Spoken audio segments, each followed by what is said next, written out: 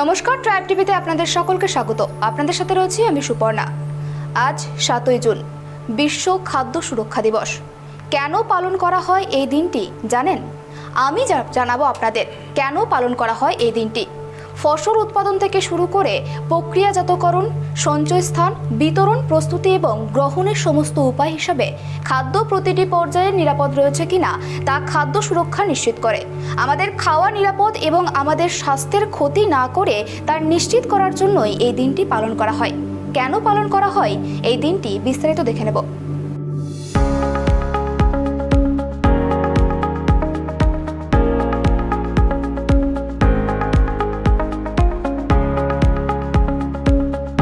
মানুষের জীবন ধারণের জন্য প্রধান তিনটি মৌলিক চাহিদা হল রুটি, কাপড়া और মাকান। এর মধ্যে সবথেকে গুরুত্বপূর্ণ হল খাদ্য। খাদ্য ছাড়া মানুষের জীবন ধারণ প্রায় অসম্ভব। বিশ্ব পরিবেশ দিবসের ঠিক দুদিন পর পালিত হয় এই গুরুত্বপূর্ণ দিন। গত 3 বছর ধরে 7ই জুন পালন করা হয় বিশ্ব খাদ্য সুরক্ষা দিবস। যে কোনো দেশেরই জনগণের মৌলিক চাহিদাগুলির মধ্যে অন্যতম হল খাদ্য। বিশ্বব্যাপী তাই খাদ্যের সুরক্ষা জনগণের আলোচ্য সূচির মধ্যে আনতেই এই দিনটি পালন করা হয়। যদিও আমরা অনেকেই হয়তো এর নেপথ্যে থাকা ইতিহাস বা এই দিনটির মাহাত্ম্য সম্পর্কে অবগত নই। আসুন জেনে নেওয়া যাক। 2018 সালের রাষ্ট্রপুঞ্জের সাধারণ পরিষদ বিশ্ব খাদ্য সুরক্ষা দিবস প্রসঙ্গ সামনে আনে। নিম্ন ও মধ্য আয়ের দেশগুলির জনগণের ওপর খাদ্যজনিত রোগের প্রাদুর্ভাব লক্ষ্য করে আন্তর্জাতিক এই সংস্থা বিশেষত 5 বছরের নিচে শিশুদের ওপর এর প্রভাব ব্যাপকভাবে দেখা যায়। তাই খাদ্যজনিত রোগের বোঝা কমাতে ও একই সঙ্গে খাদ্য সুরক্ষা নিশ্চিত করতে প্রতি বছর 7ই জুন বিশ্ব খাদ্য সুরক্ষা দিবস হিসাবে পালন করার সিদ্ধান্ত নেয় রাষ্ট্রপুঞ্জ।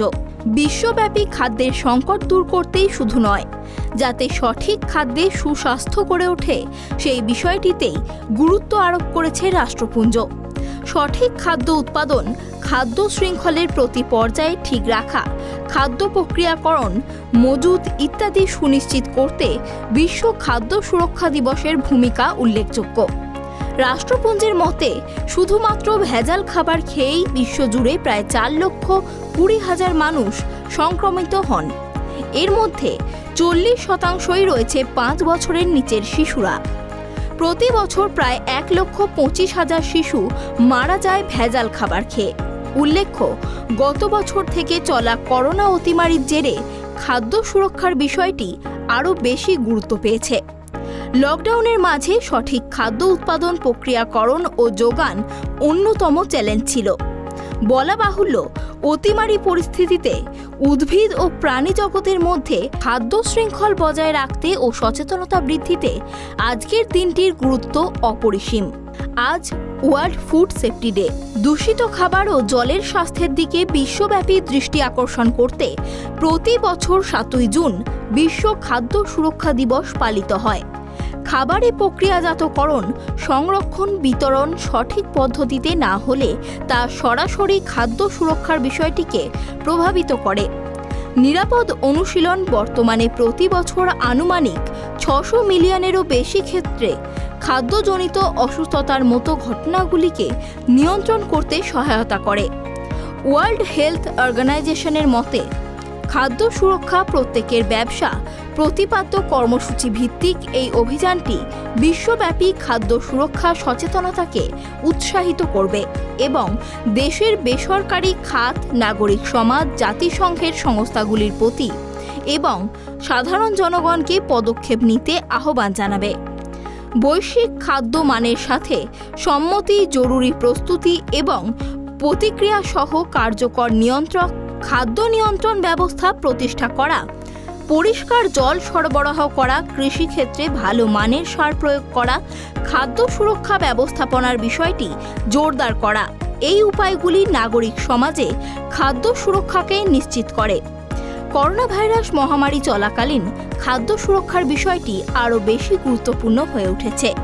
যদিও ভাইরাসটি খাদ্যের মাধ্যমে কতটা সক্রিয় হতে পারে তার কোনো প্রমাণ নেই, তা সত্ত্বেও নিরাপদ স্বাস্থ্যকর অনুশীলন জরুরি। গ্লোবাল ফুড স্ট্যান্ডার্ডের সাথে সহমত হয়ে ফুড অ্যান্ড ড্রাগ অ্যাডমিনিস্ট্রেশনের একটি গাইডলাইন প্রস্তুত করেছে, যা সাধারণ মানুষ ঘরে বসে অনুশীলন করতে পারেন এবং স্বাস্থ্যকর খাদ্য গ্রহণ করে সুস্থ থাকতে পারেন। নিরাপদ খাদ্যের চাবিকাঠি হল পরিষ্কার রাখা, কাঁচা ও রান্না করা খাবার আলাদা রাখা, ভালোভাবে রান্না করা, নির্দিষ্ট তাপমাত্রায় রান্না করা, পরিষ্কার জল ও কাঁচা সবজি ব্যবহার করা। আমাদের খাওয়া খাদ্য যে নিরাপদ এবং আমাদের স্বাস্থ্যের কোনো ক্ষতি করছে না তা নিশ্চিত করার জন্য প্রত্যেকের সচেতন থাকা উচিত।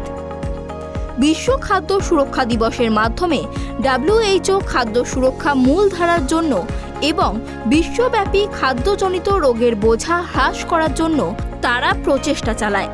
সমস্ত মানুষের নিরাপদ, স্বাস্থ্যকর এবং পুষ্টিকর খাবার খাওয়ার অধিকার রয়েছে। খাওয়ার আগে 20 সেকেন্ডের জন্য সাবান এবং জল দিয়ে হাত ধোয়া জরুরি।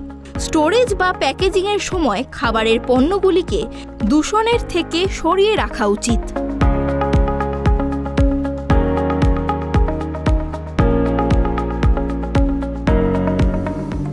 অতিমারি পরিস্থিতি থেকে এছাড়াও বিভিন্ন সময় উদ্ভিদ ও প্রাণী জগতের মধ্যে খাদ্য শৃঙ্খল বজায় রাখতে ও সচেতনতা বৃদ্ধি করতে আজকের দিনটির গুরুত্ব অপরিসীম।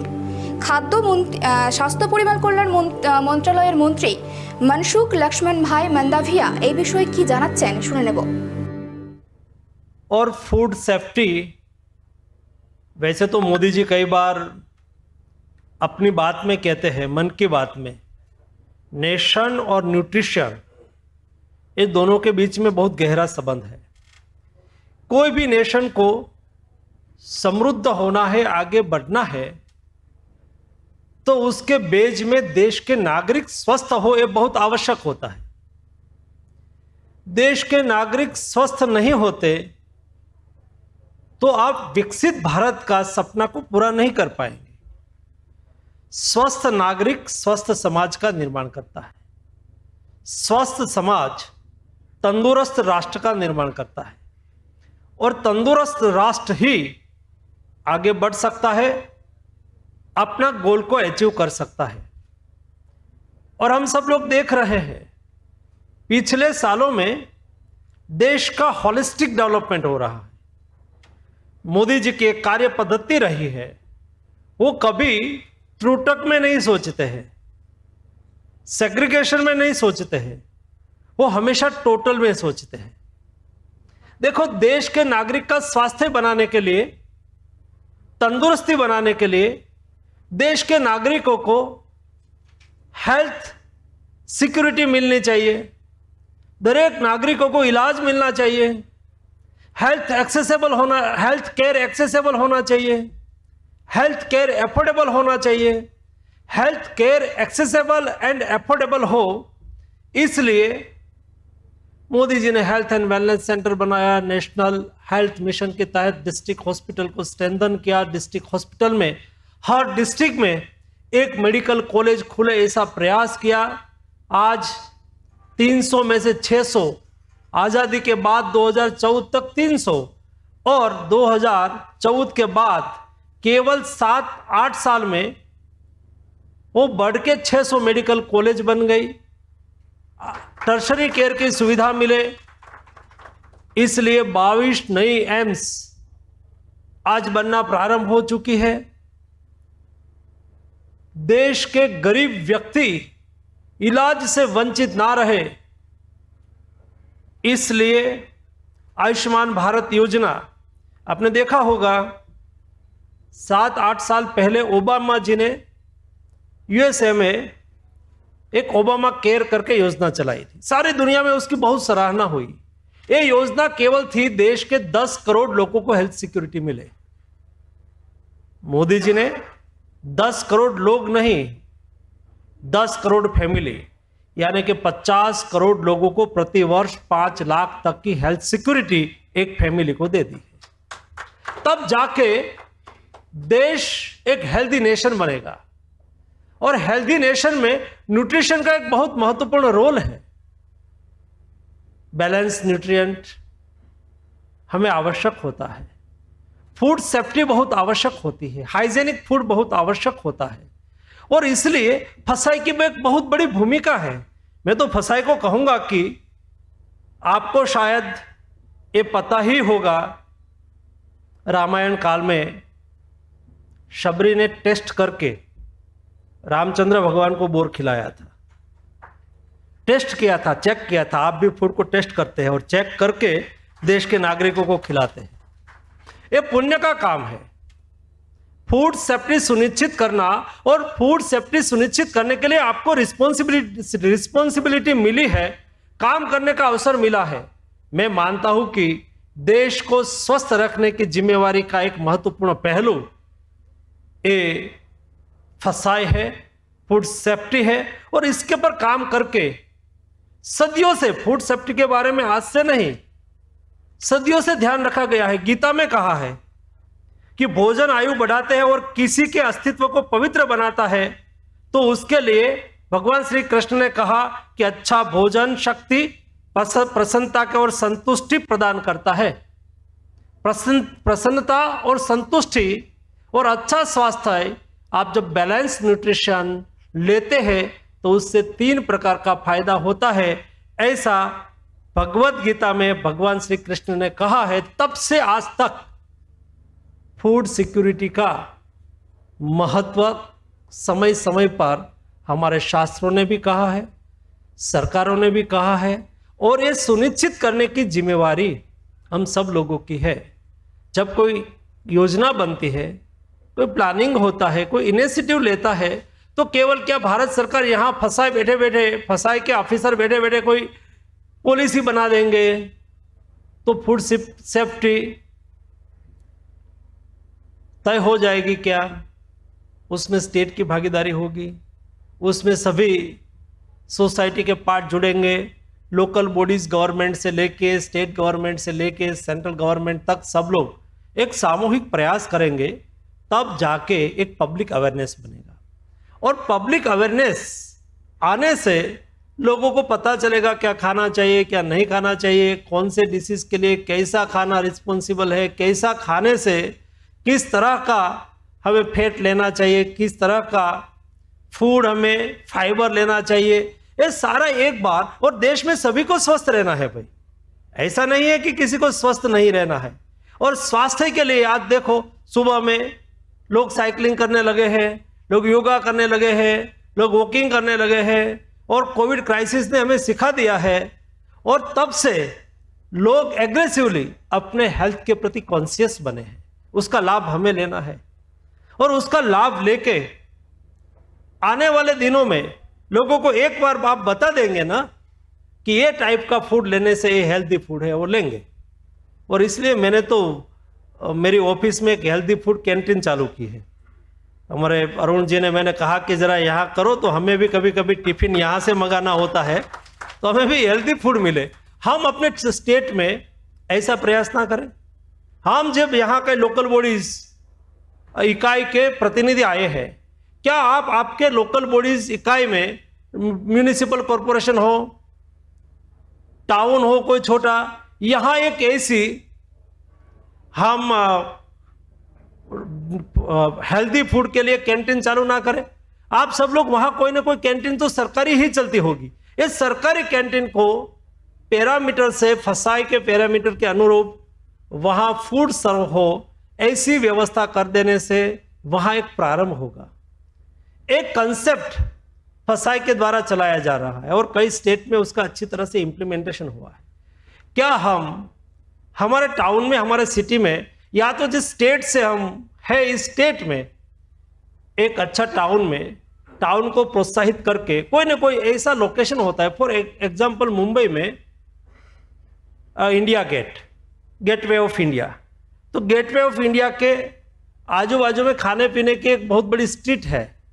सभी स्टेट में, आप अहमदाबाद में जाओ वहां भी ऐसी एक स्ट्रीट है, सभी टाउन में ऐसी कोई ना कोई स्ट्रीट होती है, वहां खाने पीने के लिए लोग शाम को आते हैं। क्या हम उसको हेल्दी फूड स्ट्रीट बना सकते हैं?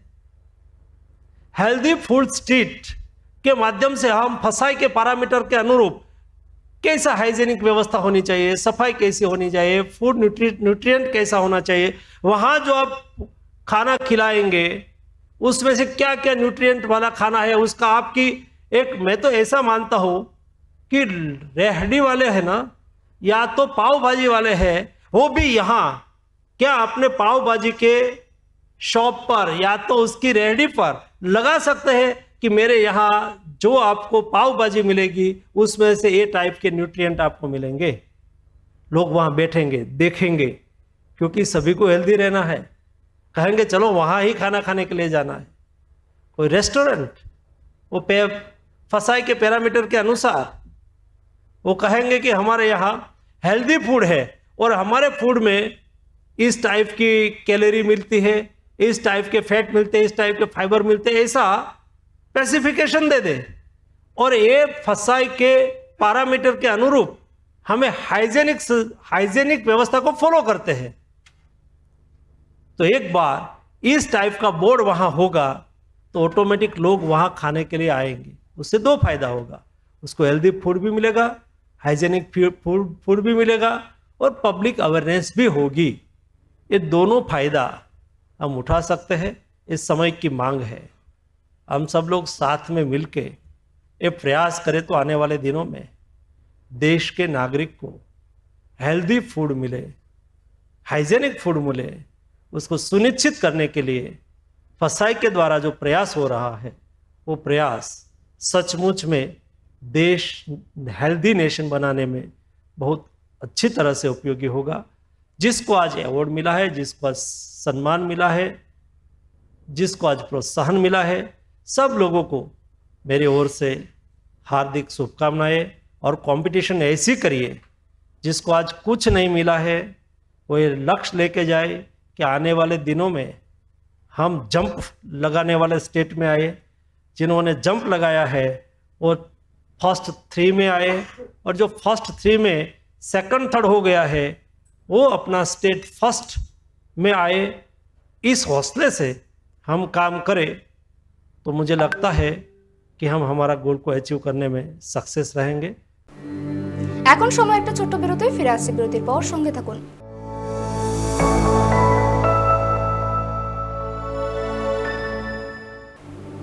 ফিরে এলাম বিরতির পর, চোখ রাখবো আরো বিস্তারিত তথ্যে। বিশ্ব খাদ্য সুরক্ষা দিবসের জন্য এই বছরের থিম হলো সেফার ফুড বেটার হেলথ। এছাড়াও মানুষের জীবনে খাদ্য এবং আশ্রয়ের প্রয়োজনীয়তা সবচেয়ে বেশি। প্রতিটি ব্যক্তি বেঁচে থাকার জন্য পোশাক, খাদ্য, জল ও বাতাসের ওপর নির্ভরশীল। খাদ্য আমাদের দেহের সঠিক বিকাশের জন্য প্রয়োজনীয় পুষ্টি উপাদান, কার্বোহাইড্রেট, ফ্যাট এবং প্রোটিন সরবরাহ করে।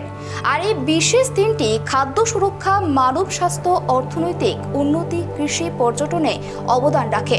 খাদ্য সুরক্ষা নিশ্চিত করতে কি কি সতর্কতাগুলি মেনে চলা উচিত দেখুন। সতর্কতা।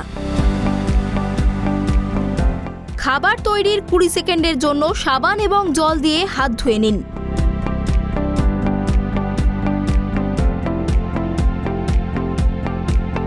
বাজার থেকে কিনে আনা ফল এবং শাকসবজি ধুয়ে পরিষ্কার জায়গায় শুকিয়ে নিন। রান্নার পরে রান্না করা পাত্র শুধু সাবান জলেই নয়, বরং তা ধোয়ার সময় গরম জল ব্যবহার করুন। কার্টন সমেত ডিম কিনলে সেখান থেকে ডিমগুলি সরিয়ে আলাদা স্থানে রাখবেন। মাছ, মাংস অথবা অন্য কোনো খাবার ফ্রিজে রাখলে তা ফ্রিজ থেকে বার করে সাধারণ তাপমাত্রায় আসতে দিন। তারপর তা রান্না করবেন। 32 ডিগ্রির ওপর তাপমাত্রায় 1 ঘন্টারও বেশি সময় ধরে খাবার রান্না করুন। অবশ্যই যদি এই সতর্কতাগুলি আপনি মেনে চলেন তাহলে অবশ্যই আপনি এবং আপনার পরিবার সুস্থ থাকবেন। এই বিষয়ে head of regulatory affairs at food safety and standards authority of India R K. Mittal তিনি এই বিষয়ে কি জানাচ্ছেন শোনাবো আপনাদের। आज ये हमारे लिए बहुत ही हर्ष का विषय है कि माननीय स्वास्थ्य एवं परिवार कल्याण मंत्री जी के सानिध्य में स्टेट फूड सेफ्टी इंडेक्स 2021-22 के परिणामों की घोषणा की जाएगी। तथा माननीय मंत्री जी द्वारा बेस्ट परफॉर्मिंग राज्यों व केंद्र शासित प्रदेशों को पुरस्कृत किया जाएगा। पीपीटी स्टार्ट कर दीजिए। एफएसएसएआई जन साधारण को सुरक्षित खाद्य उपलब्ध कराने के लिए प्रतिबद्ध है। फूड सेफ्टी और स्टैंडर्ड्स एक्ट 2006 के अनुसार विभिन्न खाद्य पदार्थों के मानकों का निर्धारण तथा उनके पालन एवं सामान्य जनता को सुरक्षित एवं स्वास्थ्यप्रद खाद्य उपलब्ध कराने की जिम्मेदारी भी एफएसएसएआई की है। सभी राज्यों तथा केंद्र शासित प्रदेशों में इस कार्य की मुख्य जिम्मेदारी वहां के फूड सेफ्टी कमिश्नर्स और रेगुलेटरी स्टाफ की है, जिसके लिए राज्य को आवश्यक संसाधन उपलब्ध कराने आवश्यक हैं। किंतु ये देखा गया है कि सभी राज्यों व केंद्र शासित प्रदेशों में खाद्य सुरक्षा का कंप्लायंस लेवल अलग अलग है।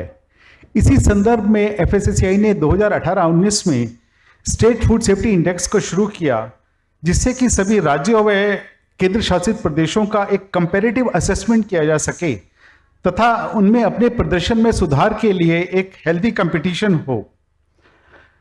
यह इंडेक्स खाद्य सुरक्षा के लिए किए गए प्रयासों में उपलब्धियों के आंकलन के लिए एक ऑब्जेक्टिव फ्रेमवर्क प्रदान करता है। Next please. इसमें मुख्यतः 5 महत्वपूर्ण मानदंडों के आधार पर राज्यों व यूटीज के प्रदर्शन व उपलब्धियों का इवैल्यूएशन किया जाता है, जिसमें सबसे पहला है ह्यूमन रिसोर्सेज व इंस्टीट्यूशन डाटा, जिसकी कि 20% वेटेज है। इसमें राज्यों में साइज व पॉपुलेशन के अनुसार रेगुलेटरी स्टाफ की availability, adjudicating officers, appellate tribunal, सलाहकार समितियों का गठन तथा उनमें उनकी मीटिंग्स के बारे में देखा जाता है। दूसरा सबसे ज्यादा महत्वपूर्ण मापदंड है कंप्लायंस या अनुपालन का, जिसकी कि 30% वेटेज है। इसमें जो फूड बिजनेस है उनकी कितनी कवरेज है राज्य में, क्योंकि ये आवश्यक है कि फूड सेफ्टी एक्ट के अनुसार सभी फूड बिजनेस को एफएसएसएआई से लाइसेंस या रजिस्ट्रेशन लेना जरूरी है। तो लाइसेंस रजिस्ट्रेशन की कवरेज, इस संदर्भ में किए गए प्रयास, स्पेशल ड्राइव्स, कैंप्स, वार्षिक वृद्धि, लाइसेंस या रजिस्ट्रेशन जारी करने में किया गया समय तथा उनके इंस्पेक्शन, सैंपलिंग और टेस्टिंग का डाटा देखा जाता है। इसके अलावा उपभोक्ताओं की शिकायतों को दूर करने के लिए लिए गए एक्शन तथा हेल्प डेस्क की उपलब्धता भी देखी जाती है। तीसरा मापदंड है फूड टेस्टिंग इंफ्रास्ट्रक्चर और सर्विलेंस का, जिसकी कि 20% वेटेज है और इसमें फूड सैंपल्स की टेस्टिंग के लिए पर्याप्त जांच सुविधाएं, ट्रेंड मैन पावर की उपलब्धता देखी जाती है। इसके अतिरिक्त मोबाइल फूड टेस्टिंग लैब की उपलब्धता तथा उनका प्रॉपर यूटिलाइजेशन भी चेक किया जाता है।